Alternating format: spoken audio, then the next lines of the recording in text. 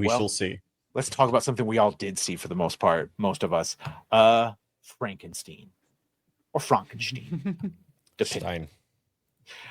I very much liked it to loved it. I think it's probably one of those modern masterpieces. And so far, it's my favorite interpretation of the story. I agree. Visually stunning, music, everything. Mm-hmm. There was a bit of whimsy to it in the first part. You know, kind of coincided with like maybe someone going a little bit mad with their obsession. But yeah, the second part took a more.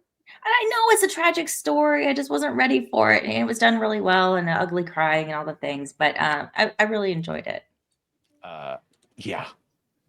Any Niat, what'd you think? I thought it was lovely. I do think it's because an interesting thing about Del Toro is Frankenstein, the original, the 1932 movie, was the first monster movie that he saw. And it's the one that he's most in love with. So it's interesting that it took him like an entire career to finally get to an adaptation of Frankenstein. It is very beautiful. The sets are stunning. The props, the costuming, the writing is also what blew me away. The performances I knew were going to be amazing, but a lot of the dialogue exchanges between Frankenstein's monster and Elizabeth, Oscar Isaac's Frankenstein, and what's his name? Christoph Waltz's character. There's just a lot of beautiful monologues. Himmler, yeah. A lot of beautiful monologues and soliloquies that give you the inner life of the characters, what they're aspiring to, what they're up against, which you just don't see in modern blockbusters. So this is a nice throwback to classic monster movies. But what really surprised me is the final act, seeing the film from the perspective of Frankenstein's monster, which is often missing from these adaptations. And the switch to my story. Yes. It hit. Yeah. It fucking hit. That was the pulling all the heartstrings. Jacob Elordi. I heard them singing his praises. I understand it, especially coming in late because he was replacing Andrew Garfield. The way he spoke and walked and talked and moved and like I don't know if he got like a think like the dance choreographers would talk about body acting and miming, but like, man, he did a good job. And Oscar Isaac, one of the reasons I like this best is oftentimes I know you're probably supposed to, like Frankenstein, and then I end up not liking the monster because of certain accidental murders that maybe happened.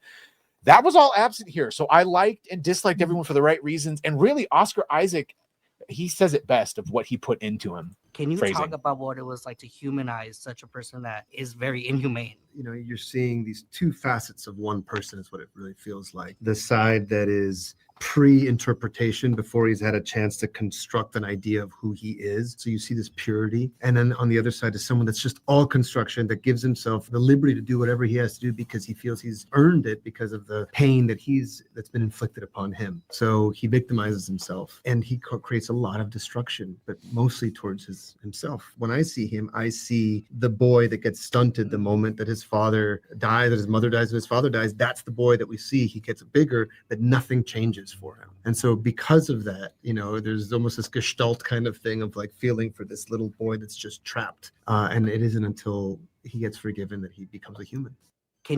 He's literally an Anakin Skywalker. I will even learn to stop people from dying, and then gets consumed in that quest. Mm-hmm.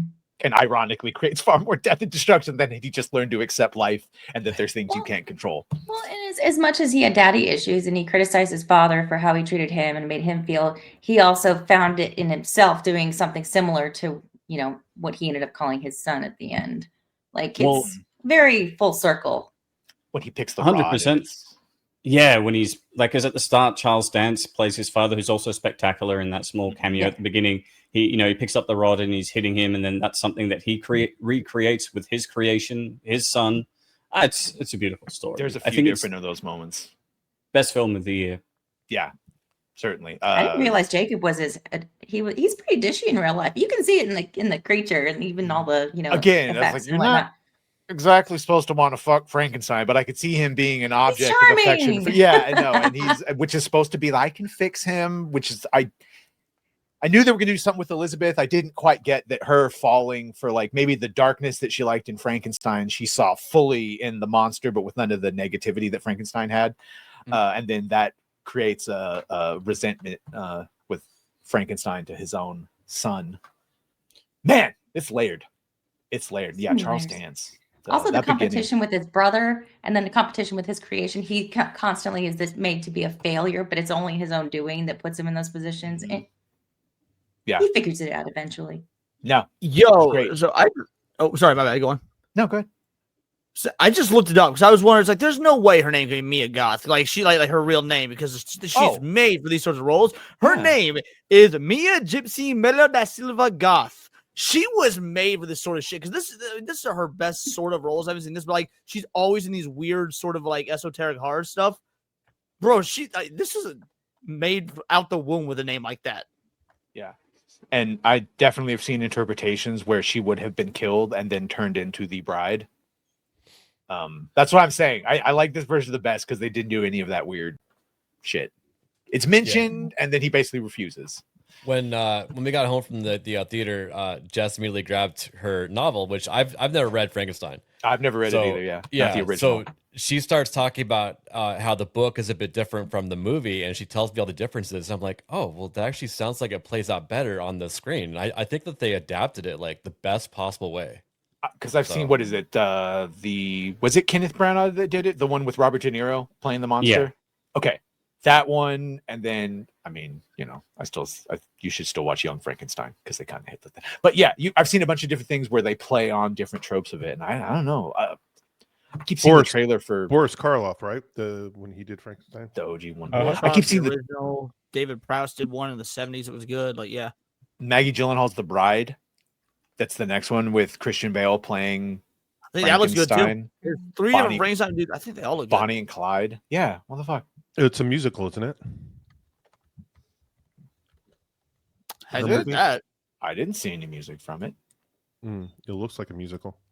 Gooch is an expert on musicals. Yeah, I don't want it anywhere near a musical. 200 of you watch, and we're almost at the hour and a half. I know, Leon, you have your show coming up real quick. I can make motherfuckers wait.